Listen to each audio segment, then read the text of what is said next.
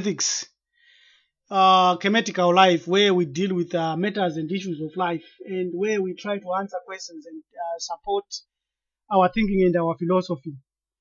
You see, we have had a lot of research and a lot of thinking and a lot of themes that have been passed on to us by our ancestors. And one of the basic questions that have been posted and posed to many a philosopher is the question of life. And honestly, I think you cannot live on earth and die without asking yourself the question of why am I living? Why am I on the earth? What is the reason for my being?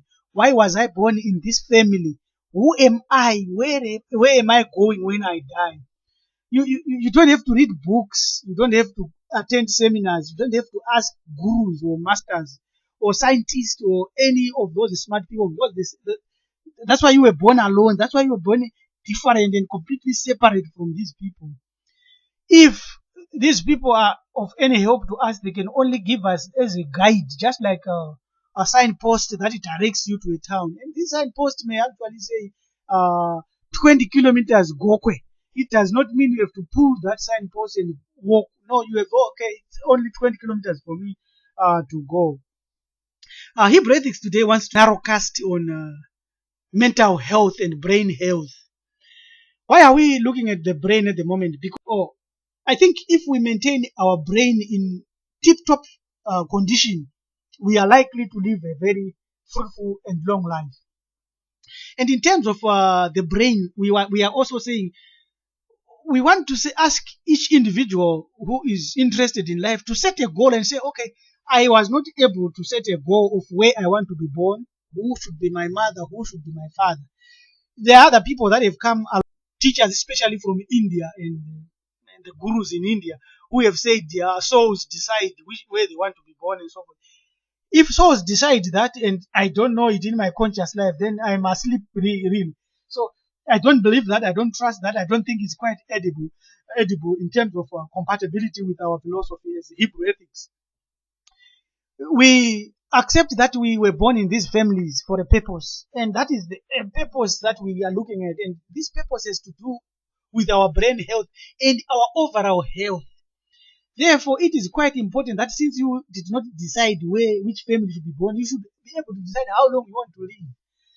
For starters, set yourself a goal and say, I want to live for 120 years. What's the problem with that becoming your thinking basis and say, okay, I'm going to live for 120 years. And therefore, once you do that, you will find that you will ask yourself these questions. Then, what should I eat so that I can 20 years? How should I behave? What should I drink? What should I so that I can live 120 years? How much energy or exercises should I spend? And consider and think that there is proof that when we are born, we are given a certain quantity of energy where we draw from. So if you engage yourself in a highly destructive or highly energy consuming and dissipating activities, you are likely to be spending your energy very much. It's just like if you spend every day running a marathon every day, you are not likely to live long. I'm not saying it's impossible, there are exceptions, yes, but in terms of our brain health, in terms of living long, you have to do these things in moderation. That's one of the greatest teachings that we find from Kare, a philosopher in ancient Egypt. He said everything should be done in moderation. We shouldn't do everything in extremes. Even Imhotep taught that. So what we are looking at is how do we manage our brain and our mental capacity? We do so by avoiding certain foods that increases our aging speed. So if you eat certain foods, they actually accelerate your aging speed. How do these foods do that? These foods increase and accelerate our aging process by causing increased levels of stress with us, by being poor in terms of their nutritional value into us, and also by polluting us via the promotion of killer hormones. And these killer hormones come from these foods, and these killer hormones are insulin is a killer hormone if it's not managed and moderated properly. Cortisol is a killer hormone if it is not properly managed. It is the death hormone that can actually speed up your death. And these hormones that I'm speaking of should not be allowed to come and dominate in our bloodstream, because they will end up coming into our brain and causing a lot of damage there. And also blood glucose level. This is the source of all our blood pressure and so stress and all these and asthmatic and all these diseases that we have come from this from failing to manage our blood glucose levels. The blood glucose level is also the key ingredient we may watch to direct our consumptions, so that we can be able to maintain a glucose level that is par with our body and our body's metabolism.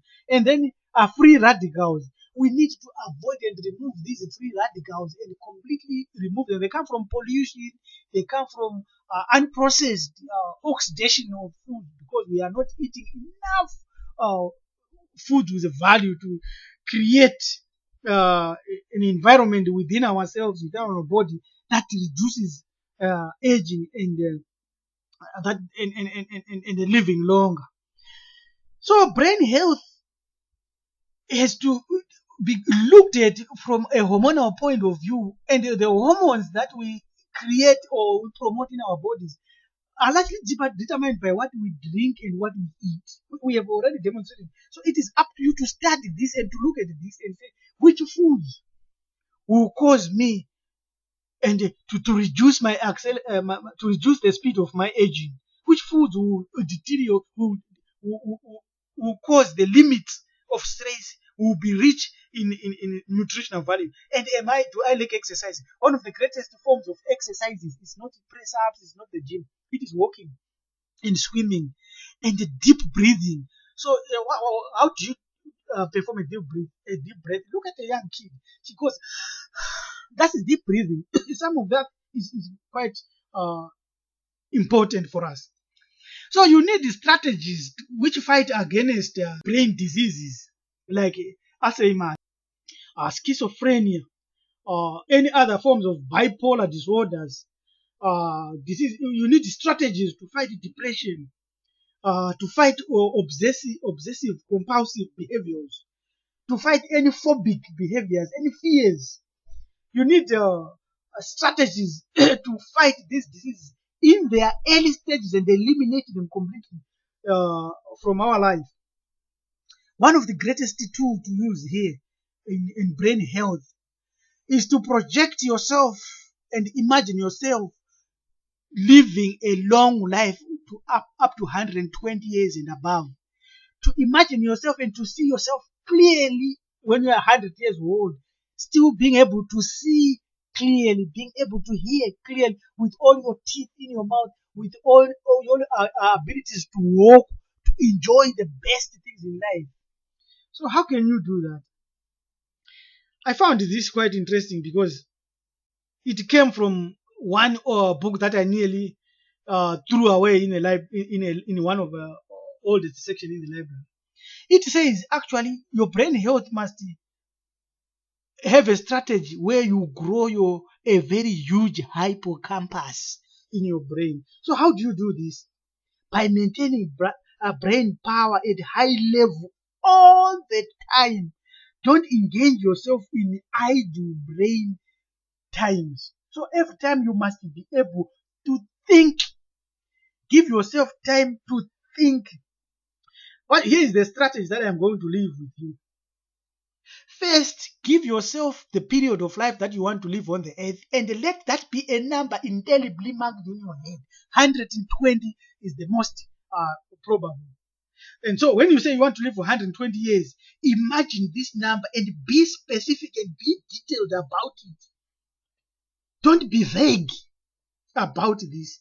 And so when you do that, promote yourself in thinking. So you might find yourself having to go back to school to learn a good art, to exercise, to prepare your own food, even to learn guitar playing, or even coding, or even invention. That you must be able to do that. Above everything else, you must increase the density of your hippocampus and medial temporal cortex by having high levels of concentration and meditation. How can this come about? By visualizing Everything that you have to do, you have to visualize. I did that. I visualized and I have achieved goals. Many things that I have achieved in life, many things that I have come up through visualization.